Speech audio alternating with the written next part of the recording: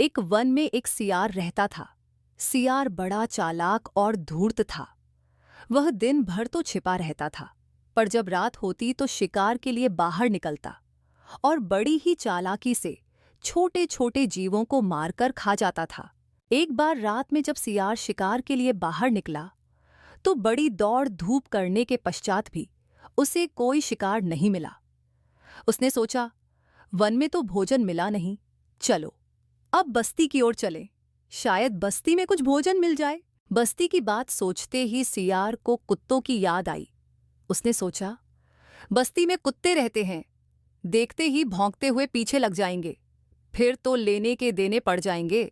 फिर भी सियार बस्ती की ओर चल पड़ा। वह ज्यों ही बस्ती के भीतर घुसा, कुछ कुत्तों की दृष्टि उस पर पड़ गई। बस फिर क्या था, कुत्ते भौंकते हुए उसके पीछे दौड़ पड़े। परंतु बस्ती में सियार भागकर जाता तो कहाँ जाता।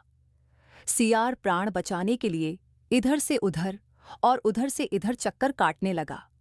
आखिर एक घर का द्वार खुला देखकर सियार उसके भीतर घुस गया।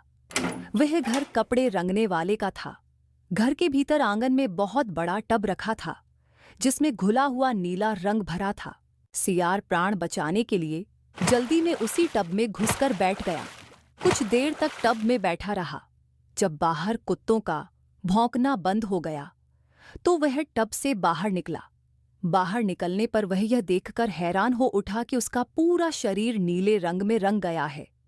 वह अपने शरीर को नीले रंग में रंगा हुआ देखकर गर्वित हो उठा। सियार इस तरह प्राण बचाकर वन में पहुंचा। वन के जीवों ने जब सियार को देखा तो वे डर गए और भाग खड़े हुए, क्योंकि उन्होंने आज तक ऐसे विचित्र जानवर को कभी नहीं देखा था। सियार ने जब वन के जीवों को भागते हुए देखा तो वह समझ गया कि वन के जीव उसके शरीर के नीले रंग को देखकर भाग रहे हैं। वह धूर्त और चालाक तो था ही, उसने अपने शरीर के नीलेपन से लाभ उठाने का निश्चय किया। सियार भागते हुए वन के जीवों को पुकार पुकार कर कहने लगा, अरे भाइयों, तुम सब मुझसे डरकर क्यों भाग रहे हो? मुझे तो ईश्वर ने अपना दूत बनाकर तुम्हारे ही कल्याण के लिए भेजा है। तुम सब डरो नहीं, मेरे पास आओ, मैं तुम सबको भगवान का संदेश सुनाऊंगा। सियार सभी जानवरों को अपने प्रभाव में लाता हुआ बोला, भाइयों, मैं ईश्वर की आज्ञा से इसी वन में रहूंगा और तुम्हारा कल्याण करूंगा, पर तुम्हारी ओर से प्रतिदिन मेरे खाने पीने का प्रबंध तो होना ही चाहिए। बात उचित थी, इसलिए वन के जीवों ने सियार की बात मान ली। वे बड़े आदर से प्रतिदिन उसके खाने पीने का प्रबंध करने लगे। धूर्त सियार के दिन बड़े सुख से बीतने लगे। उसे अब और क्या चाहिए था, पर कपट का व्यापार सदा नहीं चलता। एक न एक दिन भेद खुल ही जाता है। सियार का भी भेद खुल गया। बात यह हुई कि चांदनी रात थी। जंगल के जानवर सियार के पास एकत्र थे और उसकी लच्छेदार बातों को सुन रहे थे। सहसा वन में 25 सियार एक साथ बोल उठे,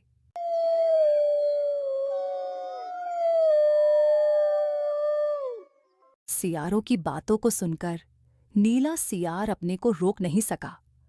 वह भी उनके स्वर में स्वर मिलाने लगा।